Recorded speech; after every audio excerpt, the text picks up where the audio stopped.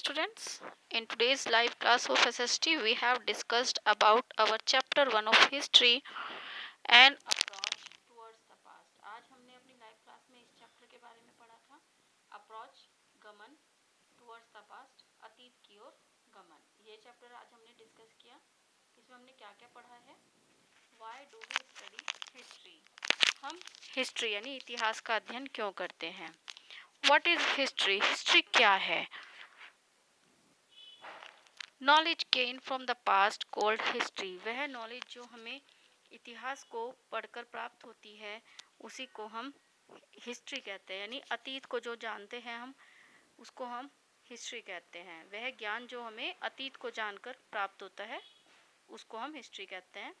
People who describe about the past is called historians. और वो व्यक्ति जो हमें इतिहास के बारे में जानकारी देता है उसको हम इतिहासकार कहते हैं।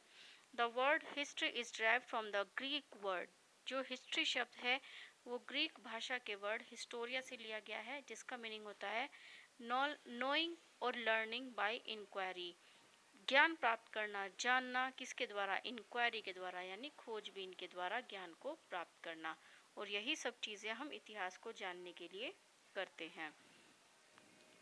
Importance of history. इतिहास क्यों महत्वपूर्ण होता है? हमारे लिए इतिहास क्यों महत्वपूर्ण है?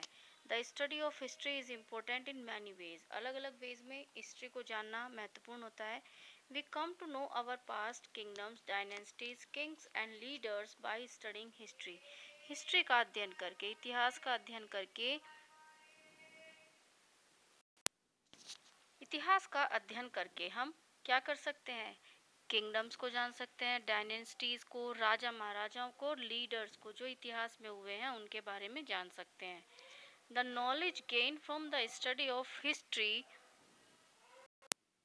Is important to understand both past and the present. जो ज्ञान हम प्राप्त करते हैं इतिहास का अध्ययन करके वह दोनों चीज़ के लिए महत्वपूर्ण होती है, हमारे पास्ट को जानने के लिए भी और प्रेजेंट यानी वर्तमान को जानने के लिए भी महत्वपूर्ण होती है। History guides peoples to set goals. Goal निर्धारित करना, अपने लक्ष्य को निर्धारित करने में हमें मदद करती है। And tells them not to make the same mistake. और हमें बताती है कि हमें उन सब मिस्टेक्स को नहीं दोहराना चाहिए जो हिस्टोरियंस के द्वारा की गई हैं। We understand the continuous development of human beings by studying history। और हिस्ट्री का अध्ययन करके हम उन कंटिन्यूस डेवलपमेंट को, जो लगातार विकास किए गए हैं इतिहास में, हम उनके बारे में भी जान सकते हैं।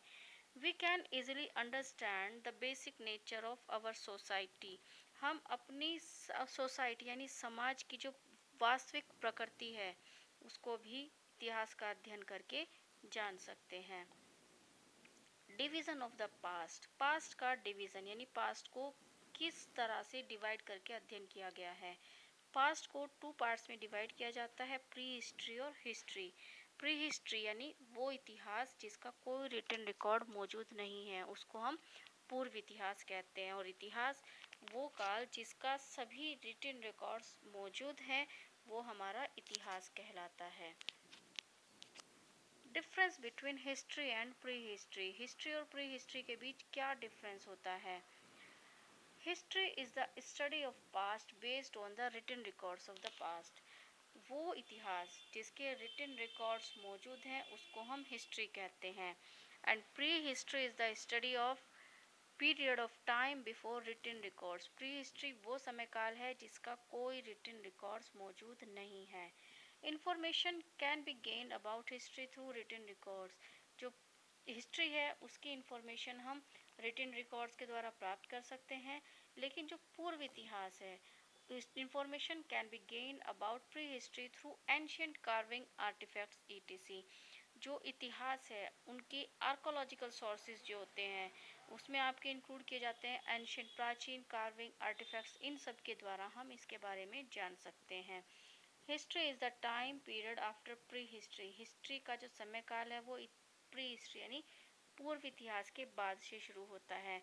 And pre history is the time period before history. और प्री हिस्ट्री जो टाइम पीरियड माना जाता है वो इतिहास से पहले का समय काल माना जाता है। Sources of history, sources of pre history and history. यहाँ पर कुछ पिक्चर्स दिखाई गई हैं जो हमें बताती हैं कि प्री हिस्ट्री और हिस्ट्री को जानने के सोर्सेज कौन कौन से हैं। यहाँ पर आपको प्री हिस्ट्री के लिए खुदाई से निकले हुए आर्टिफैक्ट्स, मॉन्यूमेंट्स या अन्य कलाकृतियाँ शो की गई हैं जो हमें पूर्व इतिहास के बारे में जानकारी देती हैं। हिस्ट्री को जानने के लिए हम लोग शिलालेखों का, भोजपत्रों का, मॉन्यूमेंट्स का इस्तेमाल करते हैं, प्रयोग करते हैं, जिनके द्वारा हम इतिहास के बारे में जान सकते हैं। खुदाई में मिले हुए अवशेष जो इंस्क्रिप्शंस के रूप में मौजूद हैं वो भी हमें रिटन रिकॉर्ड्स के रूप में हेल्प करते हैं। Sources of history. Sources of history को हम टू पार्ट्स में डिवाइड करते हैं, आर्कोलॉजिकल सोर्सेज और लिटरेरी सोर्सेज। आर्कोलॉजिकल सोर्सेज यानी भूभर के स्रोत और लिटरेरी सोर्सेज यानी रचनात्मक स्रोत। आर्कोलॉजिकल सोर्सेज में वो सब सोर्सेज इंक्लूड किए जाते हैं जिनका कोई रिटन रिकॉर्ड मौजूद नहीं है। ये वो डायरेक्ट ऑब्जेक्ट्स होते हैं जो खुदाई से प्राप्त होते हैं रूइंस के रूप में, अवशेषों के रूप में। उनका अध्ययन करके हम पूर्व इतिहास के बारे में जानकारी प्राप्त कर सकते हैं। लिटरेरी सोर्सेज जो होती हैं वो रिटन डॉक्यूमेंट्स हैं जो हमें इतिहास के बारे में जानकारियाँ देते हैं। Archaeological sources. अब हम जानेंगे आर्कोलॉजिकल सोर्सेज के बारे में। Archaeological sources are basically the material evidence. वो मटेरियल संबंधी सबूत हैं जैसे कि historical buildings, coins, inscriptions and other remains. Remains यानी अवशेष जो हमें डिटेल्ड इंफॉर्मेशन देते हैं, यानी पूरी जानकारी प्रदान करते हैं उस पर्टिकुलर समय के बारे में जिससे वो रिलेटेड होते हैं, यानी जिस समय काल से वो रिलेटेड अवशेष होते हैं वो हमें उन सब के बारे में अनबाइज्ड यानी अबाधित इंफॉर्मेशन हमें पहुंचाते हैं। Archaeological sources can gain be divided into three groups. इनको थ्री ग्रुप्स में डिवाइड किया जाता है, नेमली आर्कोलॉजिकल रिमेन्स नेम के आधार पर, आर्कोलॉजिकल रिमेन्स के आधार पर, and monuments and inscriptions and coins के रूप में।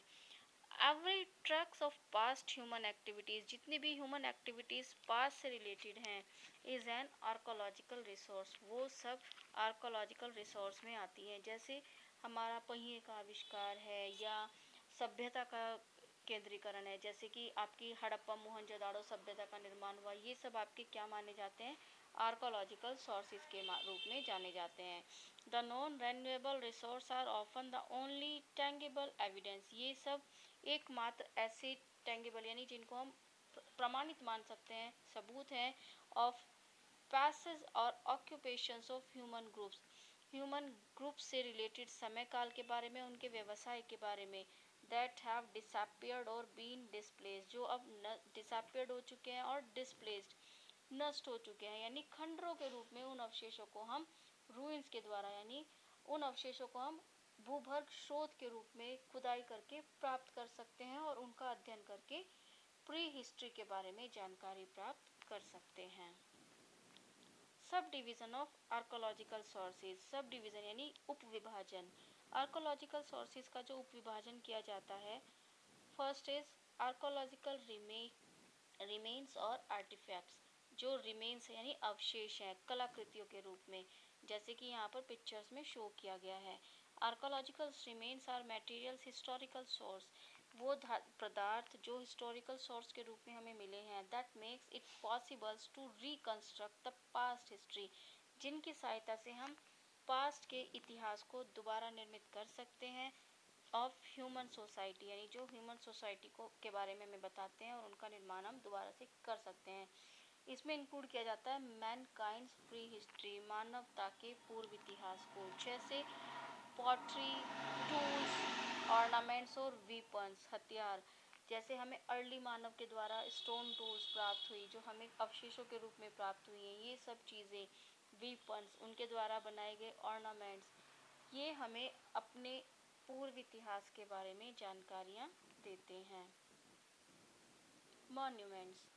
मॉन्यूमेंट्स यानी इमारतें, old buildings, ruins of old buildings, temples, stupas, mosques, tombs, caves, palaces and old settlements. जितनी भी ओल्ड कंस्ट्रक्शंस हैं वो हमारी मॉन्यूमेंट्स के रूप में जानी जाती हैं, which provide important information of the past, जो हमें हमारे पास्ट के बारे में बताती हैं और हमारी पास्ट की जो संस्कृति है, हेरिटेज है, उसके बारे में भी हमें जानकारी प्रदान करते हैं। कॉइन्स, सिक्के। हमने चैप्टर में पढ़ा था कि जो राजा महाराजा थे उन्होंने अपने व्यापारिक गतिविधियों को चलाने के लिए, लेन देन के लिए सिक्कों का निर्माण किया। कुछ राजा महाराजा ऐसे थे जिन्होंने अपने एम्पायर की जो संपदा है उसको दिखाने के लिए भी नए नए तरह के सिक्के चलाए थे। इस कारण से coins are valuable source of information. Coins भी बहुमूल्य स्रोत माने जाते हैं जानकारी के। These coins are made of gold, silver, copper and other metals. ये कॉइन्स गोल्ड, सिल्वर, कॉपर और अन्य धातुओं से बने हैं। ये हमें उस समय काल के बारे में जानकारियाँ देते हैं, उस समय काल के राजा महाराजाओं के बारे में बताते हैं। जैसे कि यहाँ पर अलग अलग धातु के सिक्के पिक्चर्स में शो किए गए हैं। इंस्क्रिप्शंस यानी शिलालेख। शिलाओं पर लिखे हुए जो भी लेख हैं उनको हम इंस्क्रिप्शंस कहते हैं।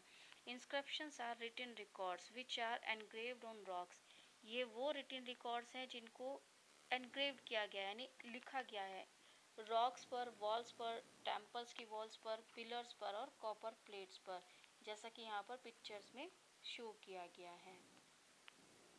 लिटरेरी सोर्सेज यानी साहित्यिक स्रोत। लिटरेरी सोर्सेज वो सोर्सेज हैं जो हमारे पास रिटन रिकॉर्ड्स के रूप में मौजूद हैं, यानी ऑल रिटन रिकॉर्ड्स हमारे लिटरेरी सोर्सेज माने जाते हैं।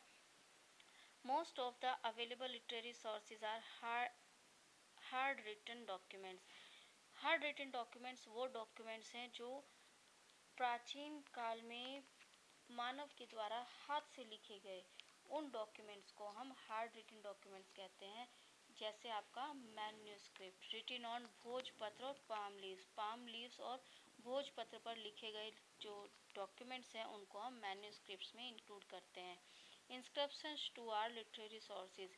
इंस्क्रिप्शंस को भी हम लिटरेरी सोर्सेज में इंक्लूड कर सकते हैं क्योंकि ये रिटन रिकॉर्ड्स होते हैं, शिलालेखों पर लिखे गए रिटन रिकॉर्ड्स हैं, इस कारण से हम इनको भी लिटरेरी सोर्सेज में काउंट कर सकते हैं।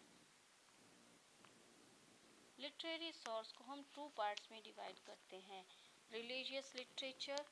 रिलीजियस लिटरेचर क्या होता है? Literature on religious themes. वे कहाँ लिटरेचर साहित्य जो धार्मिक विषयों को लेकर लिखे जाते हैं उनको हम रिलीजियस लिटरेचर्स कहते हैं। जैसे एग्जाम्पल के रूप में वेदास, पिताकास और अंगास। यहाँ पर एक पिक्चर दिखाई गई है जो वेदास को बताती है। ये सब हमारे लिटरेरी सोर्सेज हैं जो धर्म से रिलेटेड है, यानी रिलीजियस लिटरेचर्स के रूप में इनको हम काउंट करते हैं। Literary sources secular literature. Secular literatures वे लिटरेचर जो किसी धर्म से रिलेटेड नहीं है। Literature not connected with religion, जिनका कोई संबंध नहीं माना जाता किसी धर्म से, उनको हम सेकुलर लिटरेचर्स कहते हैं, यानी सांप्रदायिक लिटरेचर्स हम उनको कहते हैं। जैसे कौटिल्य के द्वारा लिखी गई अर्थशास्त्र और कालिदास के द्वारा लिखी गई अभिज्ञान शाकुंतलम हम इसमें इंडिकेट करते हैं। यहाँ पर अर्थशास्त्र कौटिल्य के द्वारा लिखी गई अर्थशास्त्र पुस्तक की पिक्चर यहाँ पर शो की गई है। History that we read is a result of life long research by many scholars.